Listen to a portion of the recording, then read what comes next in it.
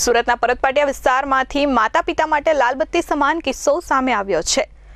પરતપાટિયા વિસ્તારમાં આવેલા રોયલ રેસિડેન્સીમાં એક કાર ચાલકે બે રમી રહેલા બાળકોને કચડ્યા હતા। આ સમગ્ર ઘટના ત્યાં લાગેલા સીસીટીવી કેમેરામાં કેદ થઈ ગઈ હતી। સદનસીબે આ ઘટનામાં બાળકોનો આબાદ બચાવ થયો છે।